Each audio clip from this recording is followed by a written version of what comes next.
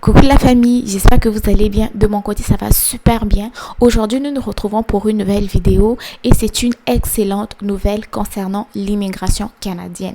Pour les personnes qui n'ont pas suivi les informations dernièrement, sachez que le 16 août 2023, il y a eu une excellente nouvelle qui a été annoncée par le gouvernement du Québec. Donc, vous devez savoir que dès cet automne-là, l'automne 2023 où je vous parle, et en même temps, donc, en automne 2023, ça va être la rentrée scolaire pour l'année 2023-2024. Les étudiants étrangers qui ont obtenu ou qui ont déjà le statut de demandeur d'asile au Canada auront une scolarité gratuite au niveau du cégep. Je n'invente rien, je vais vous mettre juste ici le communiqué et je vous le mettrai en barre d'informations. Donc cela veut dire quoi? Ça veut dire que les étudiants étrangers qui ont le statut de demandeur d'asile vont payer une scolarité gratuite au niveau du cégep. Ceux qui avaient déjà aussi le statut de demandeur d'asile vont payer une scolarité gratuite au cégep. En plus, les étudiants dont les parents ont le statut également de demandeur d'asile, ceux-là aussi ne vont pas payer en fait leurs études au niveau collégial.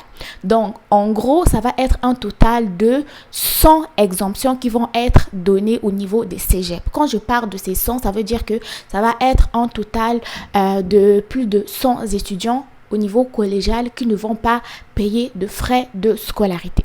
Mais pour pouvoir bénéficier de cette gratuité, vous devez être également inscrit dans un cégep qui dispense ses cours en français et être donc soit un demandeur d'asile ou un enfant d'un demandeur d'asile, ok? Moi, je trouve cela très bien. Je trouve cela vraiment, c'est une action qui est très louable dans le sens où un étudiant étranger ici au Canada paye une scolarité d'environ 10 000 à 11 000 par session, ok? Ça, c'est un étudiant étranger qui arrive avec un statut d'étudiant avec un permis d'études.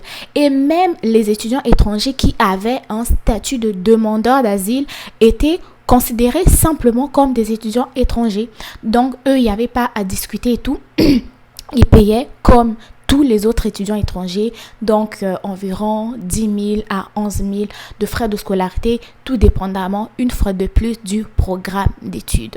Donc, moi, je trouve cela très bien. Je trouve cela très louable. C'est vraiment à féliciter parce que cela va venir vraiment enlever un énorme stress au niveau de ces étudiants-là et en même temps au niveau de leurs parents. Imagine, tu es un parent, tu es un demandeur d'asile, il faut que ton enfant paye environ 10 000 à 11 000 de frais de scolarité alors que tu es ici au Canada, tu as toutes les dépenses à faire, tu as les factures, tu as l'eau, tu as je sais pas quoi et en même temps économiser 10 000 $ pour chaque session. C'était vraiment très énorme. Mais je trouve que cette nouvelle est vraiment est très bonne, donc il fallait que je vous la partage. Donc pour les plus curieux d'entre vous qui sont intéressés à lire le communiqué en intégralité, je vous le mettrai en barre d'infos, mais vous devez savoir que la nouvelle concerne vraiment les étudiants étrangers qui ont le statut de demandeur d'asile ou qui ont obtenu récemment un statut de demandeur d'asile ou des étudiants étrangers dont les parents ont le statut de demandeur d'asile. Donc, pour vous qui arrivez avec un statut d'étudiant étranger, donc avec votre permis d'études qui est encore très valide, vous ne bénéficiez pas de cette annonce. C'est uniquement ces étudiants-là qui ont déjà le statut de demandeur d'asile et ces étudiants-là doivent être inscrits, doivent étudier dans un cégep qui dispense son enseignement en français. Ok, il n'a pas été spécifié si ces étudiants-là doivent être dans un programme préuniversitaire ou dans un programme technique. C'est uniquement au niveau du cégep. Pour plus de détails, ça va être à venir. Mais sinon, pour cette nouvelle-là, cette exemption-là commence donc dès cet automne.